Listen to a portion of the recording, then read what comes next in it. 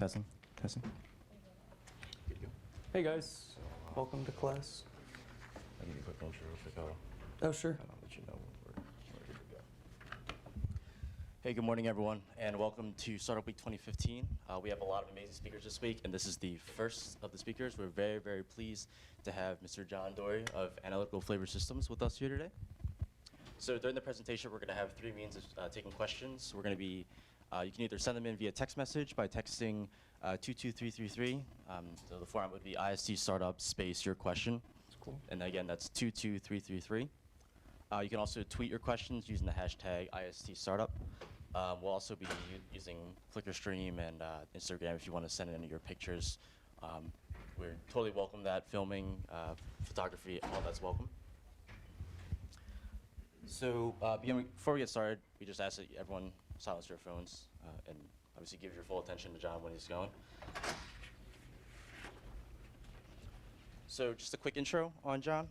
John Dori is the co-founder and lead front-end developer of Analytical Flavor Systems, a company that builds tools for quality control in the artisan beverage industry. John is a geek for good flavor, as he says.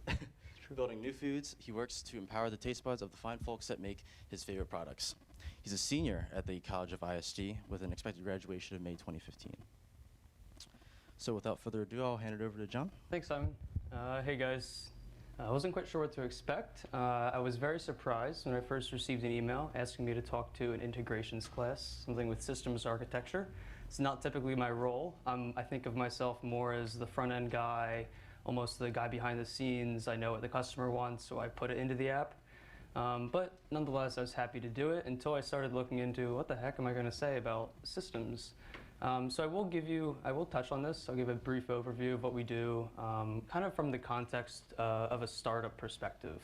So things we were thinking about early on to keep everything scalable and to run smoothly while we grow and also after we grow. It's something we didn't want to really futz with too much. We wanted to get it right the first time and let it scale with us. So most of this talk is just going to be about analytical flavor systems and my experiences as a student entrepreneur. I guess it's kind of funny, but it's a talk I didn't get a chance to give, and now that I'm graduating in May, I feel as if I should give this talk, the very personal retelling at least once, and what better place to do it than the very first talk of IST Startup Week. Thanks for coming out so early. I really do appreciate it. So yeah, as Simon said, I am a senior. I'm graduating. This is very weird for me to be a registered speaker. I have like an aide. It's very strange. Anyway, so yeah, I'm the co-founder of Analytical Flavor Systems. And basically what we do is we build machine learning and artificial intelligence algorithms for beverage producers. And the whole goal of this is to, well, I guess in the end, is to help them make the best products, the best craft beers, craft coffees that have ever existed. But I guess it's more nuanced than that in the short run. So right now we're focused on helping them make the most consistent products that have ever existed. Welcome, welcome. So this is just a little bit of our history. So this slide deck is actually what we use to pitch to investors. I know that some of you probably have not heard of us. So basically we do have revenue, we have a few clients. We've been pitching to investors for a large growth round. So we are decently far along, but I'll be starting off way in the early days here. So this all started about 5 years ago now, believe it or not. I know my friend walked in here with me. I don't know where he went. His name is Jason, but he started doing research in integrated food science and data mining. So basically what he was doing is he was looking for if flavor can be even quantified. He was just interested in this question. And he was approaching it from a tea perspective, actually. He traveled in high school, went to some tea plantations, and he just got a personal interest in tea. So he was pursuing this academically. He was working here in IST with Dr. Yen, I believe, and things were going well. But I guess at one point it clicked that all these ideas are really valuable to the industry, and if they were just published in one of these publications, they may just be sitting there for years, never to be looked at by anybody in industry, other than craft, of course. Big industries, Kraft and Coca-Cola, Anheuser-Busch, they care about these types of things, food science types of things. But Jason was interested in the smaller, Stone, Sierra Nevada, even though they're quite big now. But things like this. So while he was doing this, he was so interested in tea that he started this Tea Institute. It's actually still here. It's down in Rittenhour building, down by the hub. It's pretty cool. You can stop by and drink tea. It's like $2 to $3 to come in, and they'll talk to you all about tea. It's like an educational experience. It's super cool. So part of this was the research component of the Tea Institute. So he was getting kind of involved seriously with flavor, and I guess you could say this is his first foray into leadership. So at its peak of when Jason was the director, the institute was pretty big. It had 20 researchers, bit over $100,000 in funding. We like capped out every year. It was really well run and efficient research-wise organization. But at some point he realized that we're going to get serious about this flavor thing. So at this point, I guess it was really just Jason saying what I'm saying to you. But all the while, of course, I'm here at the Tea Institute. I was a student of Jason's. That's where I come in. I met Jason. I was interested in tea as well. I was researching it under him. He revealed to me he had this big idea, and I said, sure, let's try it out. So we moved in together. A bunch of everybody, we kind of got to, it was more of a militia type thing. It wasn't very planned, of course, but everybody we got together eventually moved in and started working pretty much all day on this thing. It's very, very fun. And then, so I guess the first year of seriously working on it was spent building basically the MVP, the minimum viable product. We got the very bare bones version of the first Android app. We got a working version of the producer panel. I'll explain to you what this is in a little bit. And after about maybe 6 months of this, maybe close to a year, we had our MVP, and we started to think, okay, now we have to grow. We have to get clients. How are we going to do this? And that, of course, is the hardest part, especially for, I guess, a little bit of background. So my team is composed mostly of engineers. We're all kind of the nerdy type. We're not the salesman, charismatic type. We're charismatic in a different way, I suppose you could say. But yeah, our core team has actually been working together for quite a long time now. I've been working with Jason for close to 3 years, and everybody else has been working together for like 3 to 4 years. But that leaves us close to today. I guess what we've been working on recently. So we all still live and work together. We're down in West College, past Houseosaurus, past the gas station. It's 7 of us there in the same house. And what we're doing now is, of course, we're maintaining the product and building everything out. Like day to day, basically, most of my day is spent coding, emailing, of course, but coding just to keep bugs out, just to keep everything well tested, basically maintenance stuff. And everything else is spent either recruiting sales talent or trying to start the sales program ourselves, which, as we have found, is very difficult, as we are nerds, as I've said. Right. So here we are. We have revenue. Things are looking up for investment. We have people interested in joining us. What are we doing now? What's still left to be done? And what did we learn, especially about infrastructure and systems integration? I will get to that in due time. So this is the team, real quick, I guess just to have some faces. So right here is Jason, our wonderful CEO. Data science, we have a data science team of 2. We've gone up from anywhere from 4 or 5 to 2 and 3 people on the data science team. These are the guys responsible for creating most of the value-adding business logic. These are the guys creating the real hardcore flavor algorithms that give us value. We also have a chemistry team and engineering team. So you'll see I'm on engineering. It's front end and back end. Of course, we have a designer. And right now what we're doing is we're building out our sales team. So as you see on the right here, yes, it's the left, we're talking about, so every year we recruit at this startup fair in Princeton. And like the first 2 years, it was kind of good. It was all right. We were kind of small still, so I guess people were kind of hesitant to talk to us and really apply. We didn't really have a specific internship application process, but I still say apply. But this year was really great. We came back, and I guess we kind of hit those key metrics, whether it was we had enough customers, we had enough people working with us, or enough interesting projects, but they were all about it. We just had 3 people recently at we call it our hacker house. We had 3 people recently there, 2 sales guys, and 1 developer, just touring, basically getting a feel for it. So we're expecting to grow our sales team from, right now it's 1, and we just brought that guy on. It's my good friend Steve. I've known him for a while now.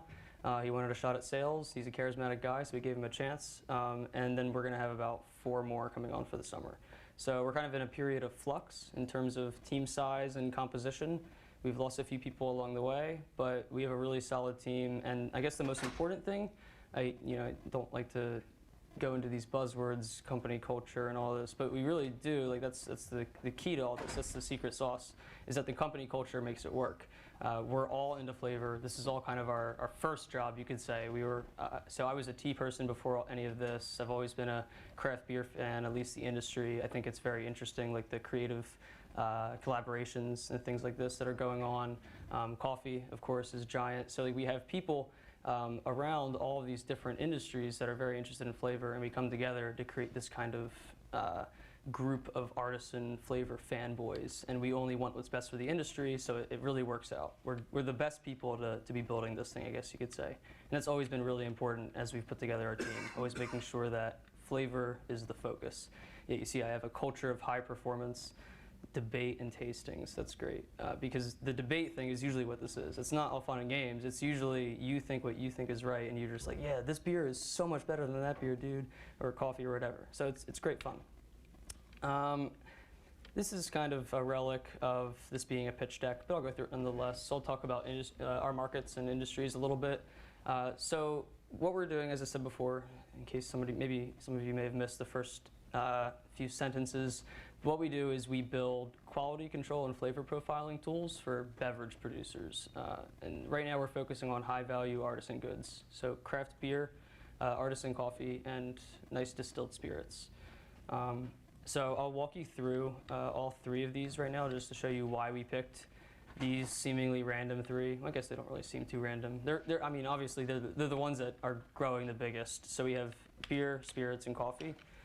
So we actually do have really accurate numbers on beer and spirits. I mean, coffee's accurate too, but beer and spirits, so all of these, every brewer, every distiller that works in these industries have to be federally registered. So we know pretty much exactly how big these industries are and where they've come along the way. So beer, obviously we had a little unfortunate dip during Prohibition, but everything bounced back up. And right now, we're over 100% year-on-year growth in number of firms. So we're gonna more than double. And that's over 3,000 by the end of 2016. Gonna be kind of crazy, because an interesting problem with beer. So try to imagine the difference between when you walk into a beer store and a wine store. And I apologize if some of you aren't old enough to do that, but please imagine with me. So when a beer store, you walk in and everything is grouped by the producer. You see all the Trogs beers, all the Stone beers, all the Sierra Nevada, Blue, whatever you call that. So you see all these together, and you have the opportunity to become a fan of one of these brands, right? Like personally, I'm a Lagunitas fan. People are Trogs fans, Stone fans. There's one out there for every single brand. But with wine, it's a bit different. You walk into the wine store, and what you see are all the bottles grouped by the style, not by the producer. And that's great for wine, because it's been like that forever. But beer producers are really afraid of this. They're really afraid that, oh my God, one day, what if my beer is just one among all the other IPAs that everybody knows kind of taste the same? Like, if you don't like IPAs, you're not going to like 99% of IPAs. But if you do like IPAs, you're going to like most IPAs. It's that kind of thing. So it's very scary how fast beer is growing, this kind of extreme hockey stick growth. And that's the reason why we believe, and why the industry believes, that quality control is really the key to harnessing a secure future. You can grow and you can have that interesting product that will sell at first, but is it going to be consistent, and is it going to keep people coming back, like Anheuser-Busch does, like Sierra Nevada, the bigger crafts, even Yingling does. So spirits, same deal. You have to register. So distilling, you see a really, really sharp hockey stick growth here. And the scale is unclear. I guess it isn't. But so the reason for this is because craft distilling was really expensive, basically prohibitively expensive for the longest time. It was about $100,000 to get your craft distilling license. So it's just like way too much just to upstart, and that's just allowing you to start distilling. So obviously that was ridiculous. That was repealed in 2004 in 33 states. So distilling is starting to grow really fast, and as you can see, we're up to over 1,000 by the end of 2016. Here's coffee. So coffee is a bit interesting. There's, of course, no federal figures on this, but nonetheless, coffee is growing quite quickly, not as large a number of firms as beer or spirits. So what we sell to for coffee, because remember we do quality control, is we sell to the roasters. We could also sell to cafes, but really what we were concerned with is the roasters. Is the coffee tasting the same when it's transformed from its green coffee bean part to it's what we think of when we see coffee today, it's roasted part. So coffee is kind of interesting, actually. So you see I have this 5+ venture-backed coffee roasters, and that's correct. People are actually, venture capitalists are actually investing in coffee roasters. So I guess it kind of makes sense when you think of it like Starbucks, right? Starbucks came seemingly out of nowhere, at least to me in our lives, this younger generation's perspective, and it really blew up. I mean, even 5-7 years ago, just anecdotally, I don't have data on this, but if you look back at the amount of people who drank Starbucks 5-7 years ago, it pales in comparison to today. It's absolutely wild. So this goes to show you the reason why venture capitalists are investing today is they believe that the next Starbucks isn't going to be Starbucks. They think that Starbucks has run its course. It was the hot thing for a while, and now it's kind of just the lowest common denominator solution. Everybody goes to it. They believe the next solution is going to be one of these 5 venture-backed roasteries. So one of these is Perfect Coffee. Perfect Coffee, we've actually worked with a bit before. So Perfect Coffee, they have a really, really interesting proposition. So they don't sell regular coffee. I mean, it tastes like regular coffee. Actually, tastes a bit worse in my opinion, but you'll see why. Just a bit, which is remarkable. So Perfect Coffee's thing is that they make coffee last a very long time on the shelf. And they do this through a very unique way of grinding the beans. So they sell packets of ground beans, and you get them in the mail. It's 1 serving each. And the way these were flushed with, I believe it's argon as they're produced. It's kind of crazy. It's like Iron Man. But it makes it last like 3 to 5 times as long. Like 2 months, 3 months, the coffee is good. It's a little flat, a little stale, but it's really remarkable. So venture capitalists obviously have tuned into this, and they think these guys are going to be the next big hit in coffee, not Starbucks, not Seattle's Best, or whatever it is you guys drink.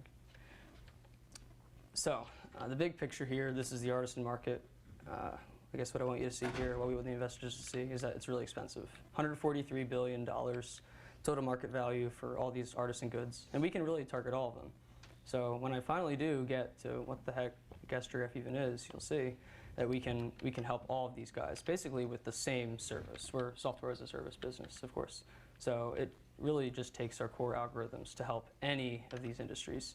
So yeah, targeting beer, spirits, and coffee. Look at that nice amount of year-on-year growth, 76% to 100%. That's awesome. And the amount of money they spend in quality control is around $1 billion for all 3 of these.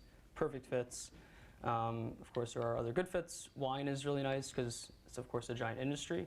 An interesting thing we've noticed, so I guess you could say we have like an open-minded approach to flavor, right? We're kind of the younger generation's approach. But wine, as it turns out, is typically an older generation. It's made by people who believe that what they're doing is an art, and that maybe the art form has been passed down in their family, or they just have the secret sauce, whatever it may be. Wine seems to be a harder market to tap for that reason. Just as an industry, it's a bit older-minded. So, finally, sorry to take so long. As I said, I'm a nerd. I'm not the best public speaker, you know. Quality control. This is what we're solving here. This is the big problem.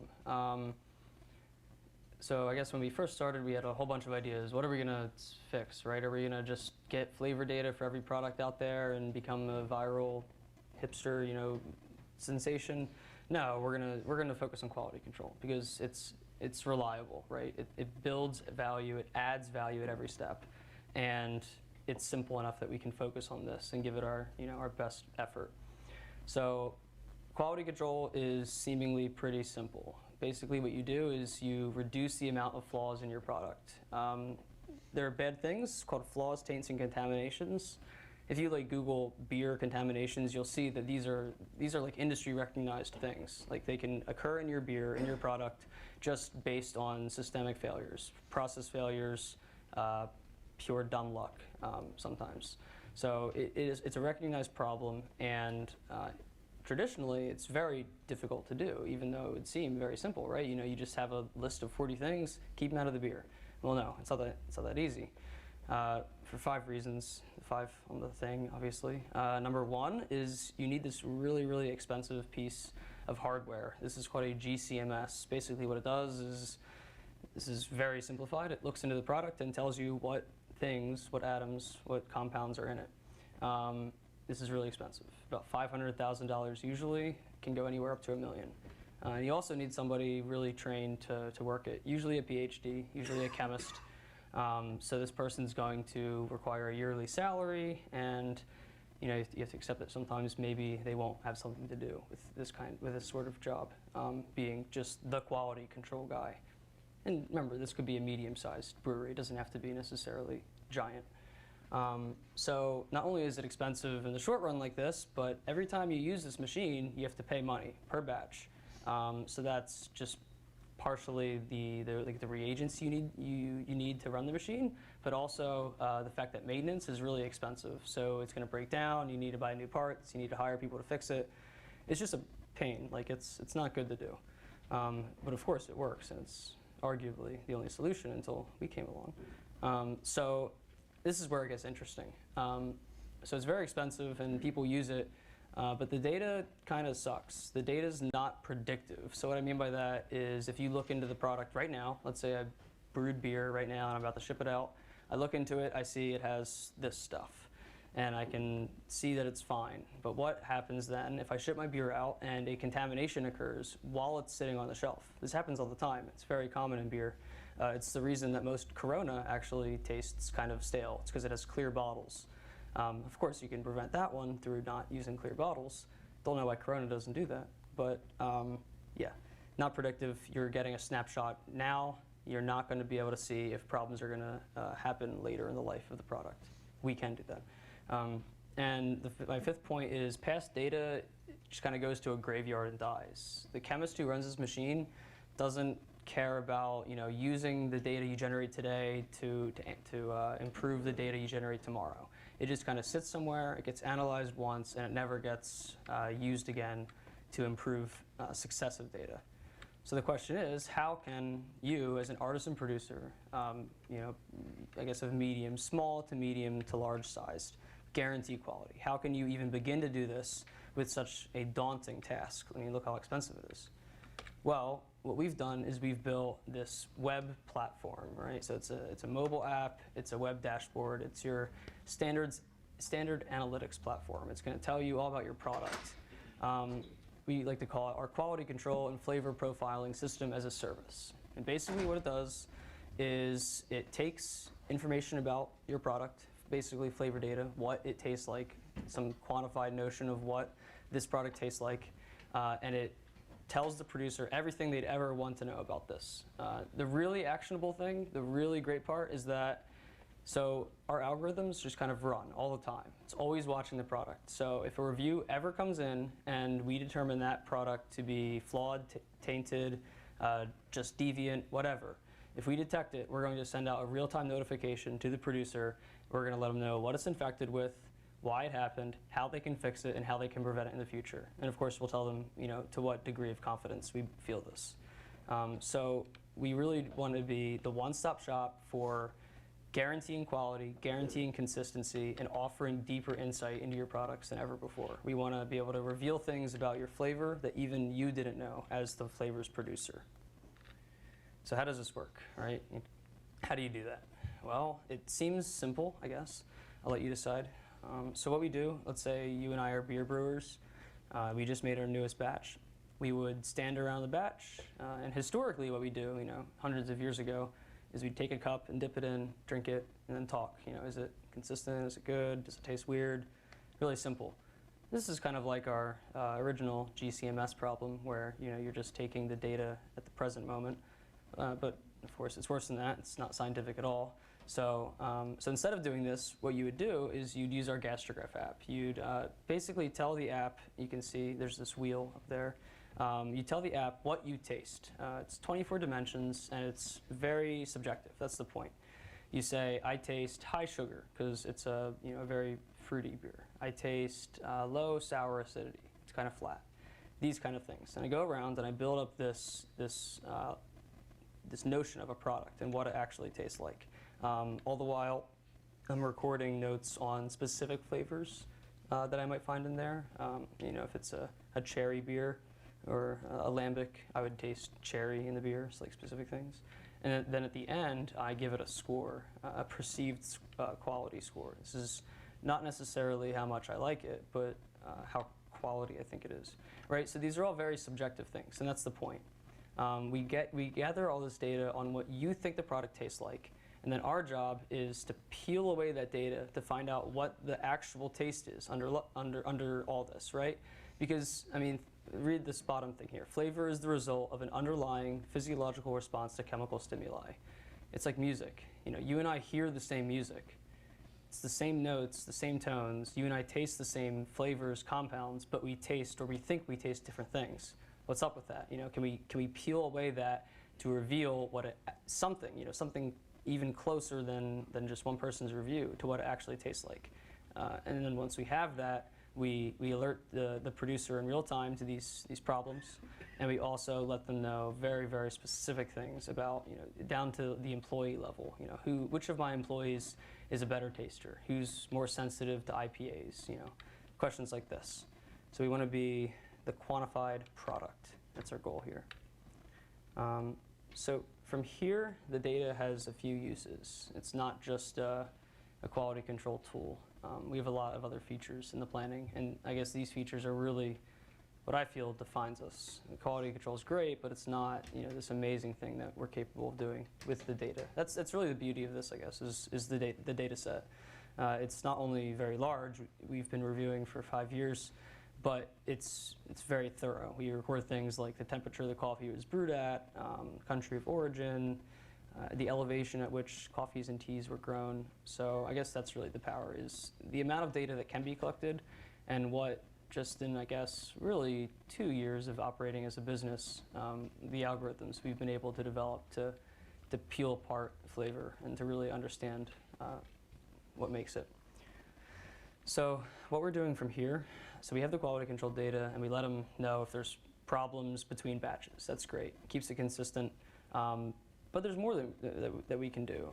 We do this really, I guess it's so easy, it's almost hard to define, flavor profiling. So originally we thought of, or at least I thought of, everything that we do as flavor profiling, but that's not the case. Flavor profiling is this very specific thing. Flavor profiling is saying that for every product out there, even the weirdest, funkiest beer that you or I probably wouldn't like, for every one of those products, there's somebody out there who thinks that product is a perfect 7. On our scale, that's the highest thing, 7, right? So it's that idea. And it's a matter of saying, who are these people? What is unique to this group of people? What defines this demographic, and why is that?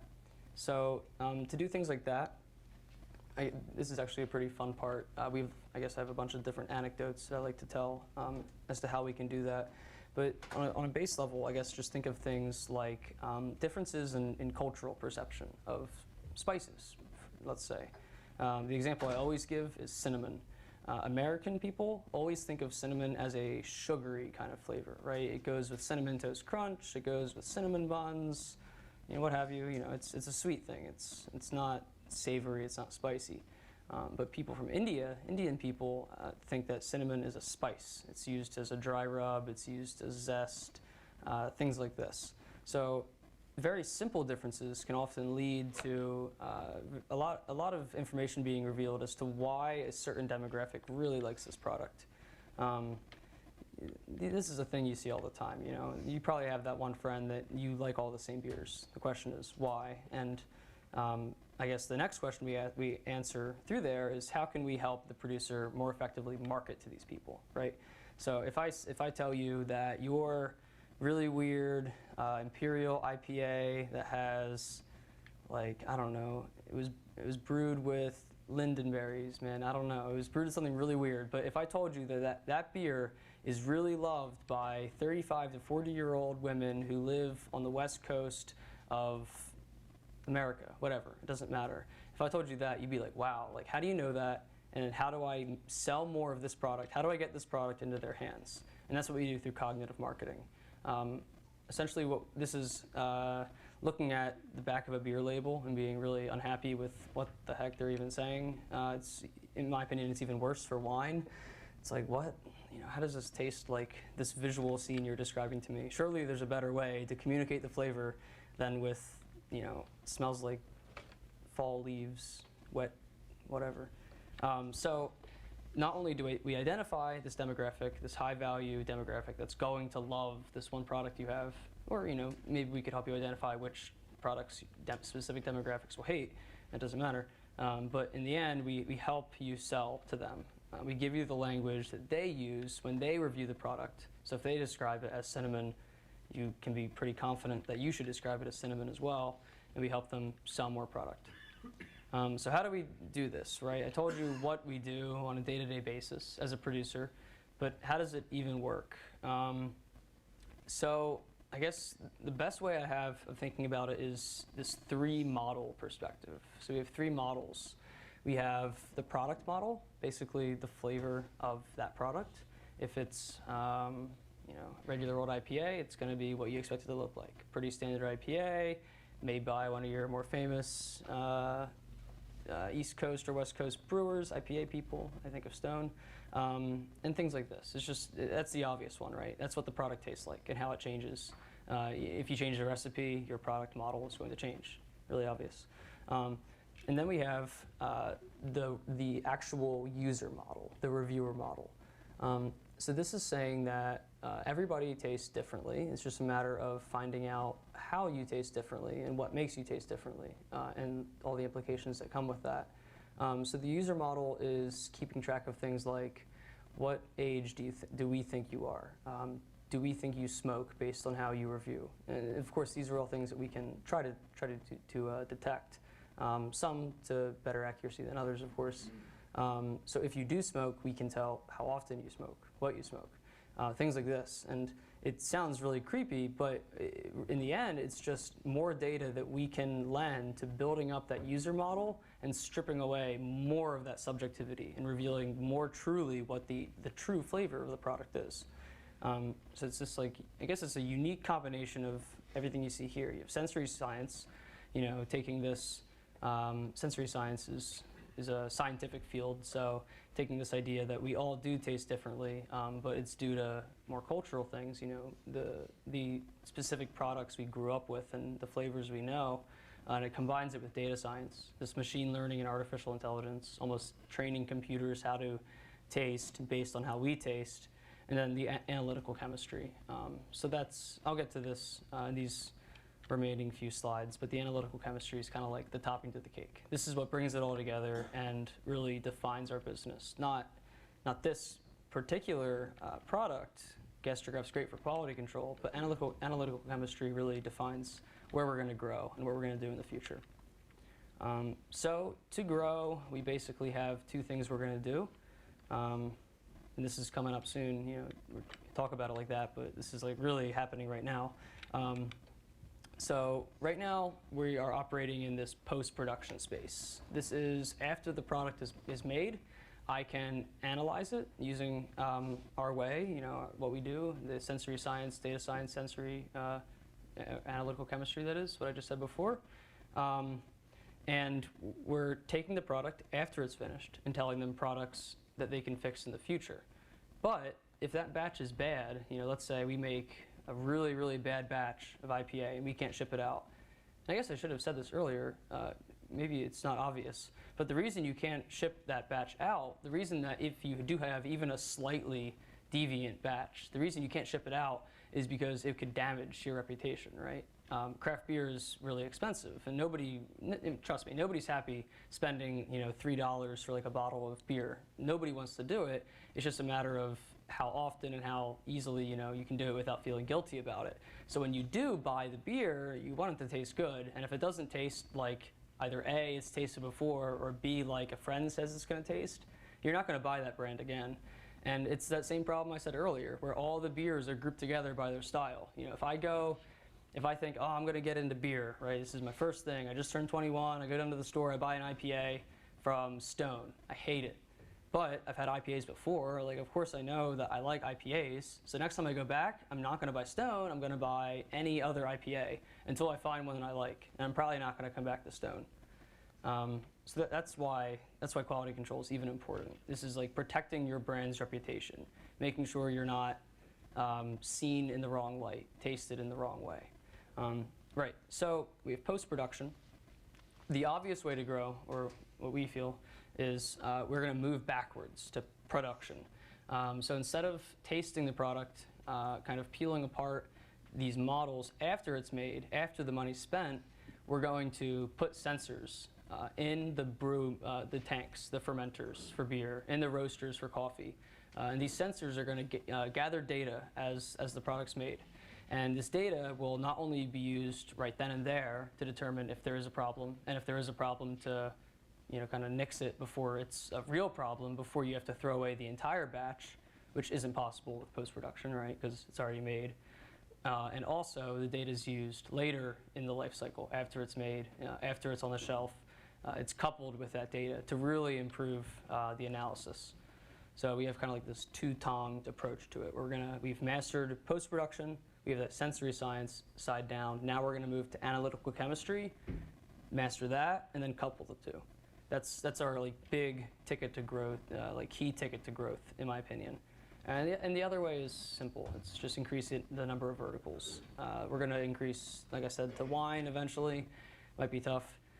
Things like cigars, olive oil, believe it or not. There's this really crazy thing about olive oil. Did you guys know that the Italian police, they're all trained as professional olive oil tasters, because like real, legit Italian olive oil is rare and like it's only made in Italy, so they don't want it to get out being mislabeled. So they have to be trained as olive oil tasters. It's a really big industry, of course in Italy mostly, probably Greece too.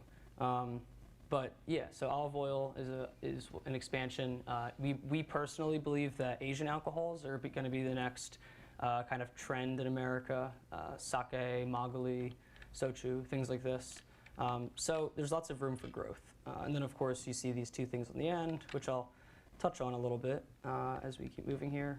But that's more sales, marketing, stuff like that. We can probably skip this. Well, I mean, this has already been stated, but yeah, post-production is just the obvious way to start because it's the key data. It's the data we need to move forward. If we started with the machine data, it would be fine, but basically the machine data is harder to get right than the sensory data, which is kind of counterintuitive in my mind. Okay, so yeah, here's the interesting part, how we're going to grow. Future developments, biosensors. Yep, we're going to make robots that live inside the tanks and basically taste. It's called electric tongue technology. It's nuts. It's not perfect, which is why we, of course, started in this post-production space. But it's going to be a really big move for us because not only is it going to, so there's this effect where people really, really trust hardware. When they have a physical unit that has wires and everything, they just know when it gives you results, they're more likely to trust it. Software is not the case. People always will find a reason to distrust software. You've probably seen it yourself. So that's good from a business perspective, but it also just makes our quality control a lot better. And we can, of course, sell these units for quite a bit. Actually, I should have a slide about this. I'll mention this fast.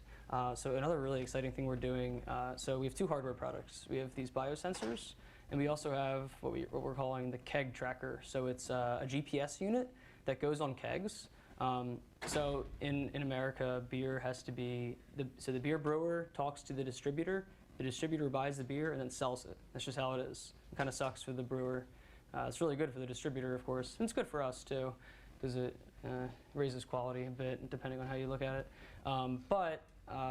So the problem is that basically if beer falls below a certain temperature, it's going to go bad, and that can happen quite a bit as it's being distributed.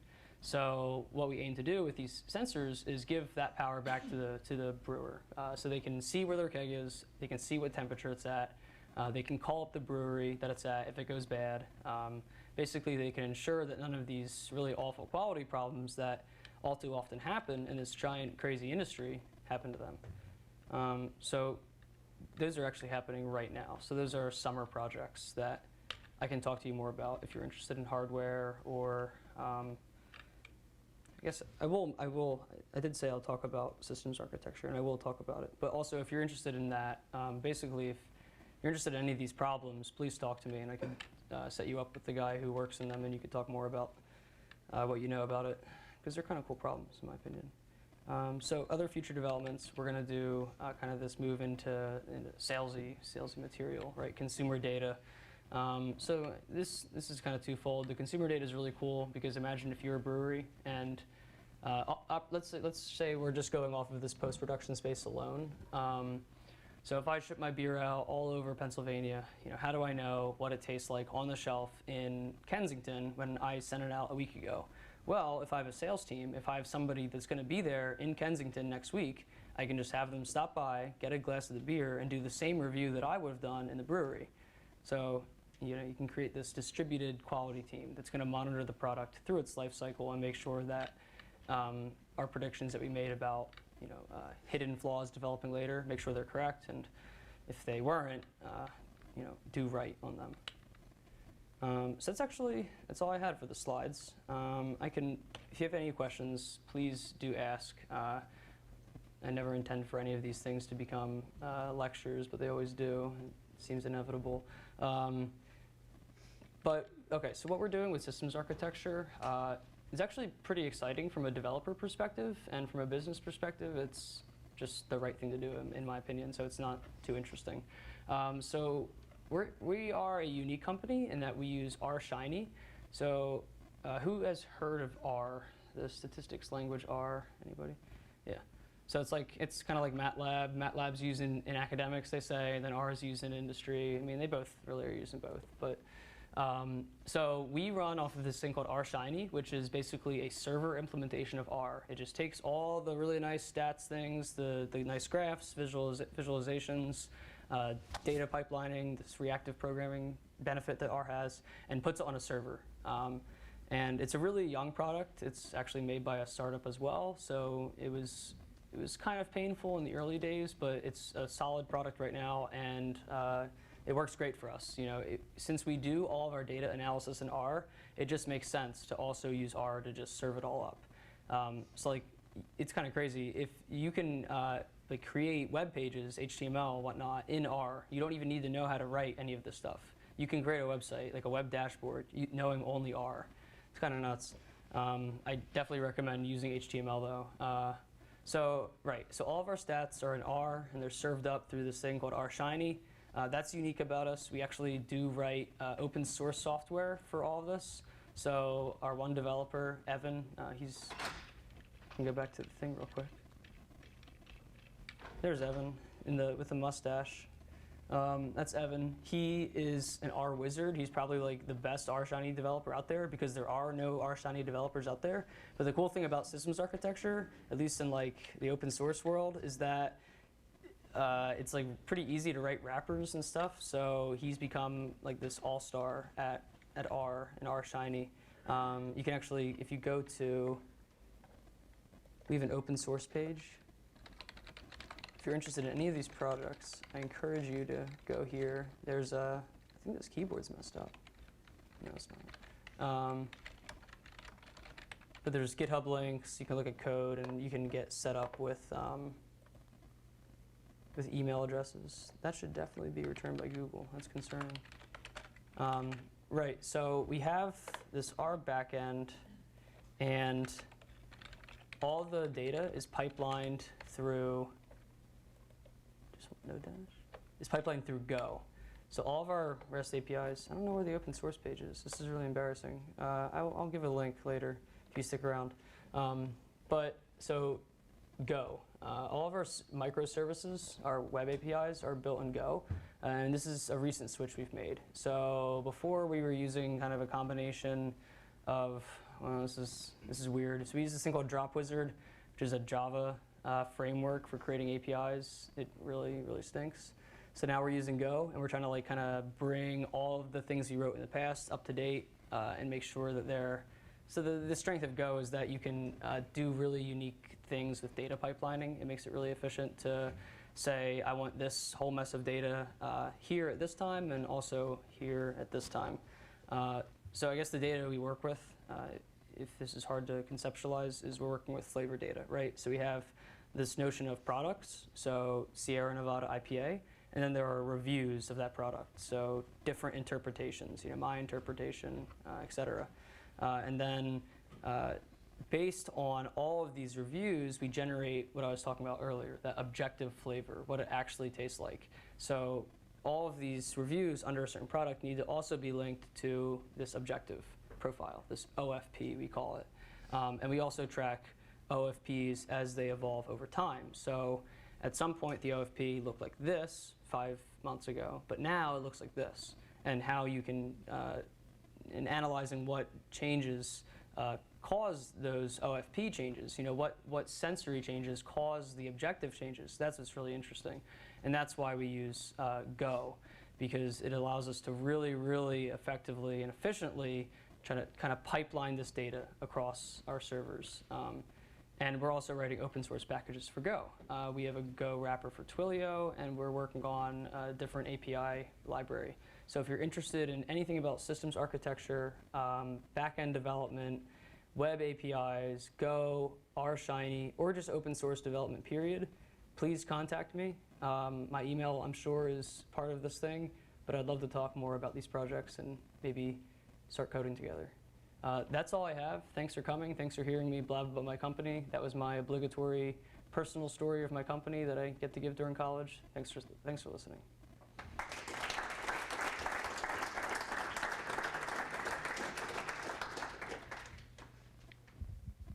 All right, cool. So thank you, John, again. Yeah. I know we are running a little close to the 9:55 end time, so if you guys do have to run, we ask you just please leave the room quietly.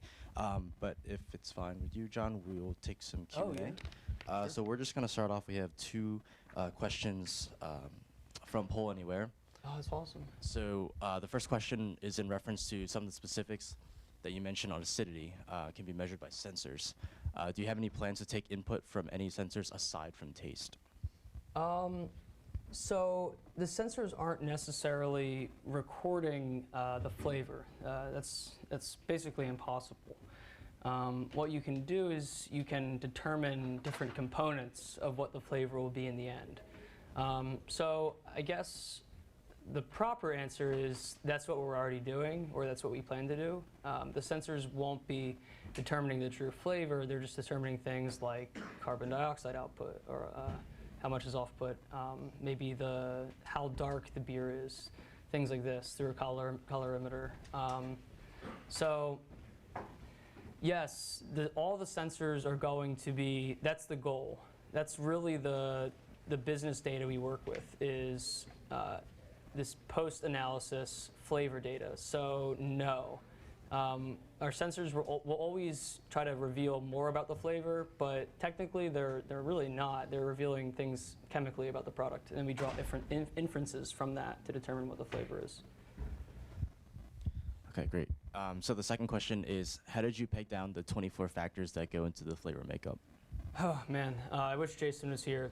So he's the brains behind how this all works. I always joke that I really hope this all works because it's my job. But it does. You can see it as you try it out, and there's a good technical demo we could give you and everything. But it was a very long process. I'll tell you, it didn't start the way it is now. Originally this entire system was on pen and paper, and we had to input all the data by hand in the databases and all this. But back then, some of the variables were different. Some of them were in Chinese still, because this started for T, remember? So it's come a long way. They're all based in sensory science. They're all words that flavor academics would know, and most people in industry, because of course we're selling to people in industry. But I guess we've had the words we've had for a very long time. And I guess we've kind of been complacent in assuming that they're never going to change. But I think it would be really, really interesting and probably effective to go back in there probably soon and see what could be updated. That was a hard part, though. determining that. Awesome. So I guess we'll take 1 or 2 questions from the Yeah. class, if anyone has them. Don't be shy, please. How'd you come up with the name? Wasn't my idea. Again, I wish Jason was here to answer. Actually, man, this is bad to say. I don't dislike the name. I dislike the fact that nobody can remember the name. And I don't know, some people kind of get skeeved out by it too, like gastronomy, it's like stomach stuff. It's like, you don't want to think about that when you're doing flavor stuff.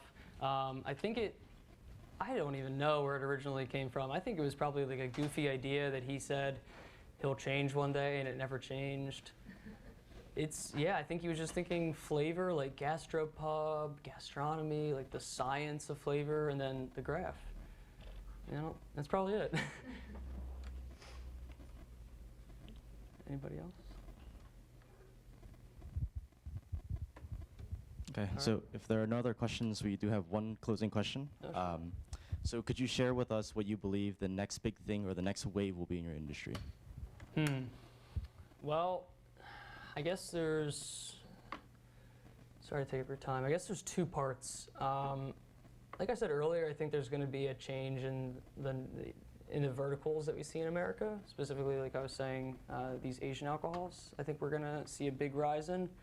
So that's, I guess, coming up, that's the biggest change that you'll notice as a consumer. I think also just more, you'll see a lot more smartphone apps. You'll definitely see more interesting applications to drinks. You'll see social networks about the stuff you drink. You'll see more data being collected on the things you drink. But the things you'll notice is that you'll see more products in the market. You're going to see more beers for quite a while. You're going to taste more bad beers as the industry continues to grow, and you're going to see a lot more Asian alcohols kind of rise into popularity. And then overall in the industry, you might not see this, but quality control is also becoming, just in the past 2 years, quality control has become like a very big thing in the industry. So last year's Craft Brewers Conference, it's called CBC, it's the biggest craft brewing meetup thing in the world. The main talk about that was quality control. So it's becoming almost a matter of education. Once the entire industry is kind of on the same page, once they've all read the same articles and whatnot, and they all have made quality a culture, nobody starts a brewery and says, I'm going to have the best quality control program. Everybody's interested in making the most unique, the most interesting beer. So, and I think that's becoming a lot easier. So as more and more producers do this, what's going to become more important is quality control and making sure that the product's consistent and can last a lifetime and compete with these other giant players that have already developed just in the past 5 years, Trogs, Stone, etc. Great, thank you. Sure. Another round of applause for John Dori, please. Thanks.